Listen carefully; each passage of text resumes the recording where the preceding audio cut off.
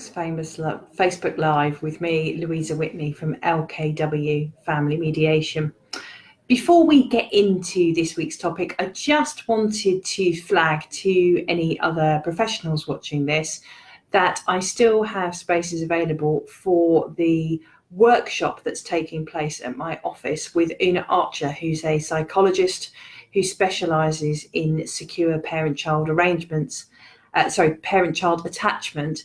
And she also works a lot with parents that are separating.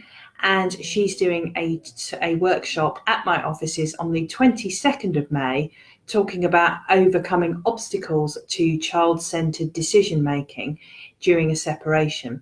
So if you're a professional that works with couples who separate and you think that that workshop may be useful to you, if you go to my website, lkwfamilymediation.co.uk, and go through the professionals tab to the online training, then that will have details. I'll also put a link next to this Facebook Live so that you can see that if you want to.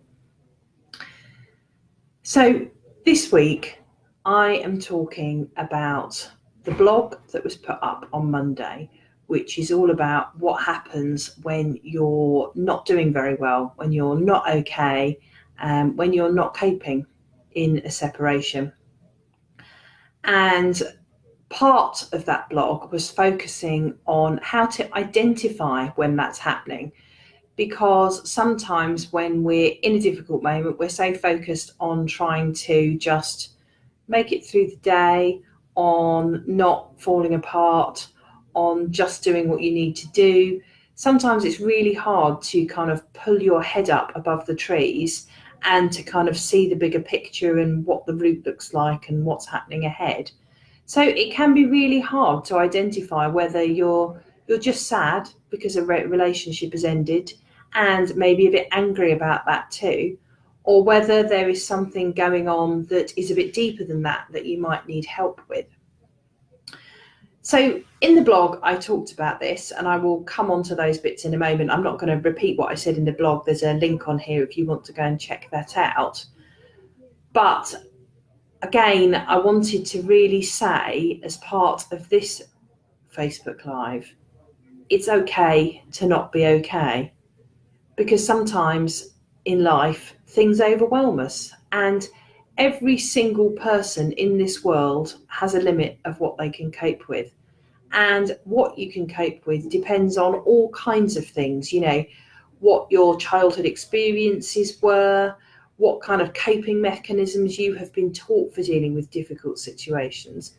But everybody has their limit where they will start to feel like they're fumbling or going under a wave, whatever metaphor you want to use. So it's okay if something as stressful and difficult as a separation has caused you to hit your limit. Sometimes separations can also be coupled with other difficult life events, like the death of a parent or a death of another friend or family member, or redundancy, or other kind of things. And those coming at the same time can often be something that really pushes people to the limit and past the limit of what they can cope with. So how can you know if you're not okay?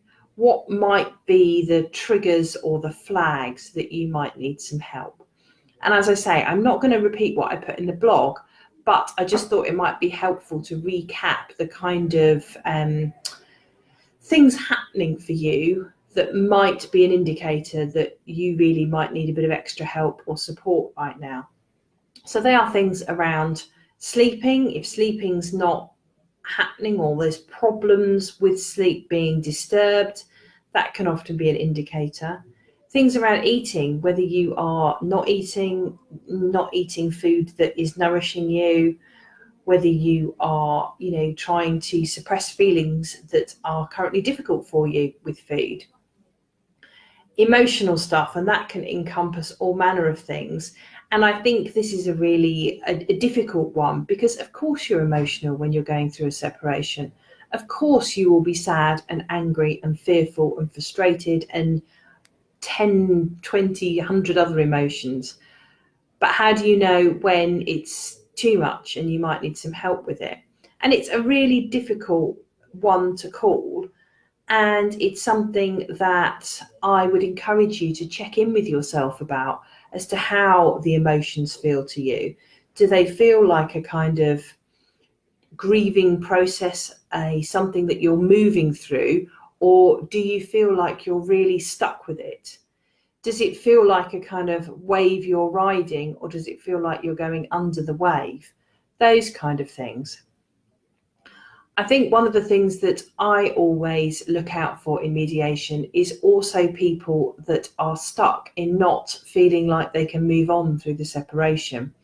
And the amount of time it takes someone to process and deal with a separation and feel like they've moved on is different for everybody. Some people, within 6 months, they feel like they're back to where they should be and they feel okay about the future.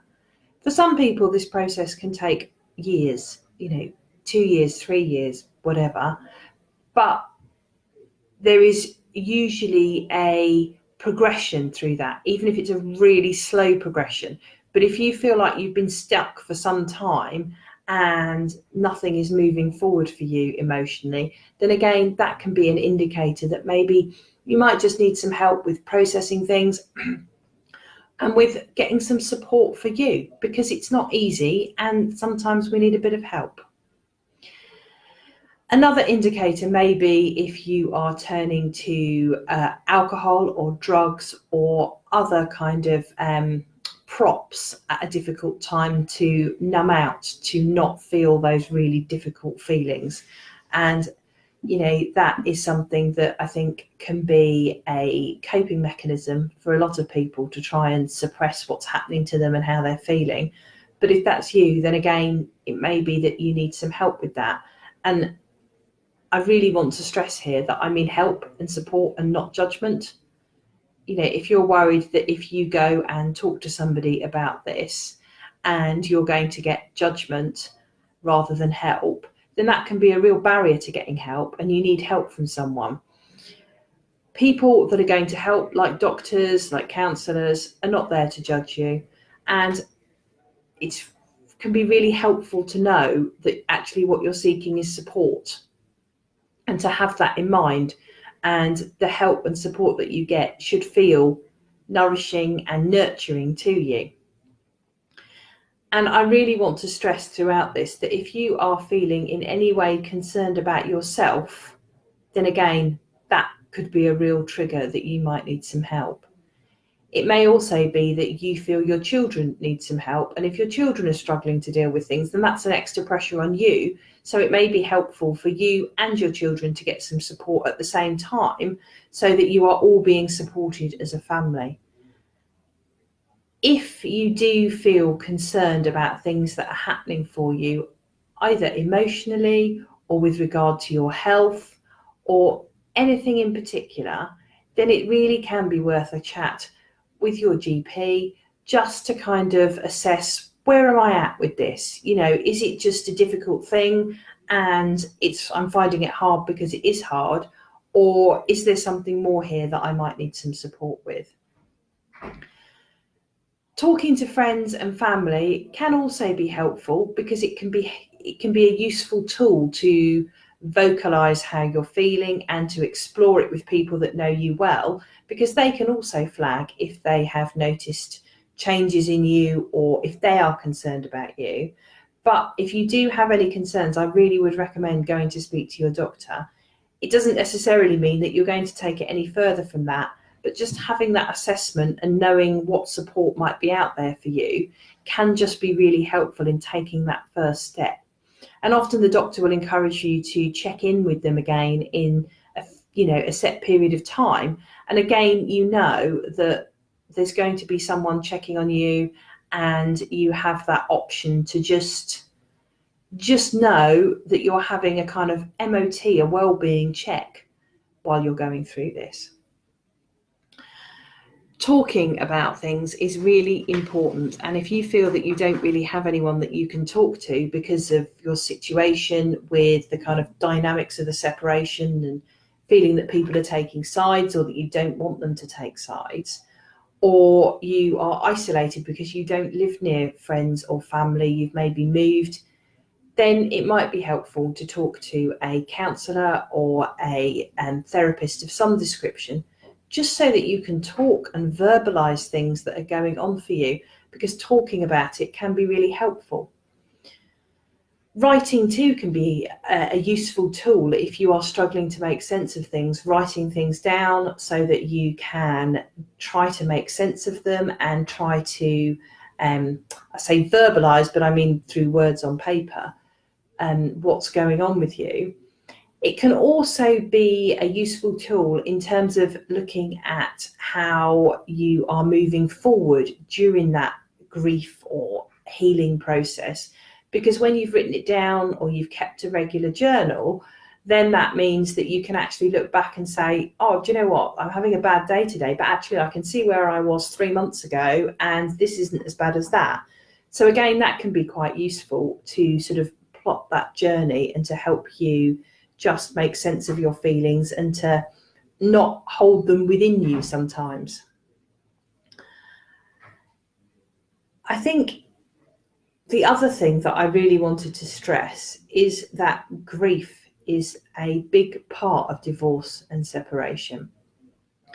I think sometimes there is a tendency to equate grief only with death and the loss of people, but there are lots of life events that we can grieve for, and divorce and separation is certainly one of them. One of the things that I think people grieve and maybe don't give enough time or attention to is that you are losing the life that you thought you were going to have. And most people have, daydreamed about things they're going to do in the future, plans that they might have made. And if your plans have all been with another person and all those plans are not going to happen with that other person, then that is something that you have to adjust to. And there is a real grief process around that needs to be honoured. And I think it's important to bear that in your conscious when you're talking and thinking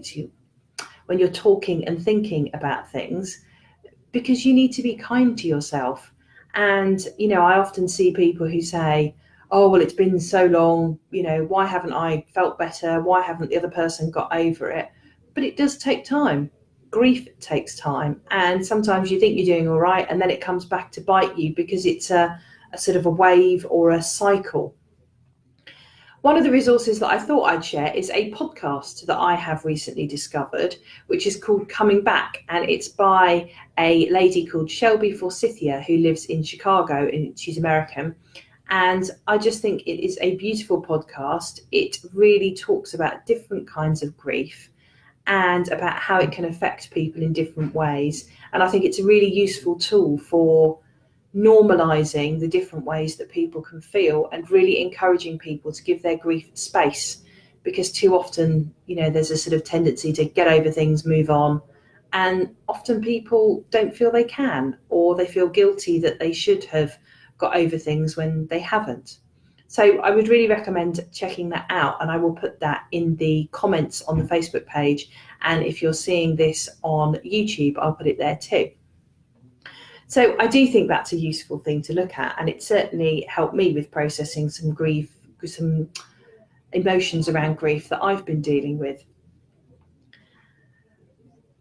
If you are feeling that you are not very strong at the moment, you're not coping well, then it may be helpful to look at the blog that I did last week, which was about looking after yourself, and get some tips on what you can do. Sometimes it can also be helpful to think of other things that might help you to take care of you. So maybe things like staying away from social media. If seeing lots of pictures of happy couples and people doing things together as a family is triggering you to feel sad or angry, then stay away from it. Don't put yourself through that. Give yourself some space to just be with your feelings and not have to deal with sort of seeing the world through other people's lenses. Your inner critic can often be a big voice during divorce and separation. We all have an inner critic that we have had a relationship with for some time, and sometimes it can kick in big time in divorce. and separation, because there can be so many thoughts in your head about, oh, well, you shouldn't have done that, and oh, well, if only you'd done that. So be aware of your inner critic and make sure that you know that voice, so you know when it's your inner critic piping up, and know that your inner critic is there as a sort of childhood figure to keep you safe and away from things that might cause you hurt or pain, but it's also designed to kind of keep you in that safe small comfort box and not branch out into anything that may be out of your comfort zone or scary or that kind of thing. There's lots of stuff and resources online about this, so if it's something that you feel might be useful for you, then maybe have a look at that, or by all means drop me an email and I will point you in the direction of a resource if I can. The last thing that I wanted to come back to for this blog is to really know that it's okay not to be okay. And if you feel that you are struggling with some pretty overwhelming things right now, then it's really important that you get help. You don't need to feel this way, and there are things that can be done, and your GP can certainly help you. If you feel that things are just hopeless, and you may even be feeling suicidal, which is not something people talk about because it's a hard thing to talk about. But if you are feeling that way, then if you feel you can't contact your GP or you can't reach out to a friend or family member, you can always reach out to the Samaritans, and you can contact them by phone on 116 123, or you can email them, which is joe@samaritans.org if you're in the UK, but if you're in the Republic of Ireland, it's joe@samaritans.ie, and that's Joe, J-O.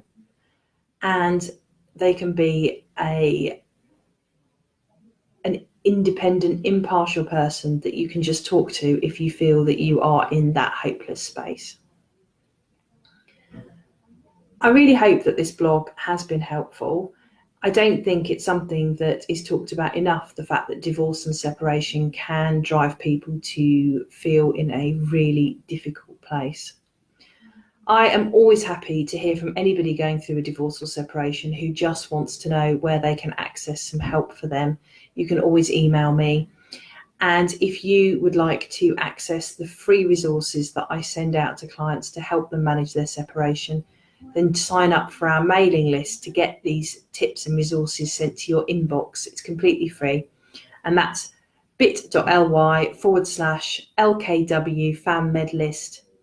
And if you're a professional that is watching this who works with separating couples or individuals going through a separation, then you know how difficult it can be for some people. And I would really encourage you to think about your own well-being as well, because it's not easy supporting people who are in a difficult place. And again, I have resources that I share with professionals, along with details of workshops, training events and networking events. And you can get those free resources and details by going to bit.ly/LKW Fam Med sign up. Thanks for being with me here for the Facebook Live. And if you want to join in for next week's, then I will be doing a new focusing on children's school holidays, and particularly with the big summer holiday coming up soon, I'm going to be focusing on that and when to start talking about holidays and what to do if you feel like making holiday arrangements is a bit of a nightmare. I hope you have a good bank holiday weekend, and thanks for being with me. Bye.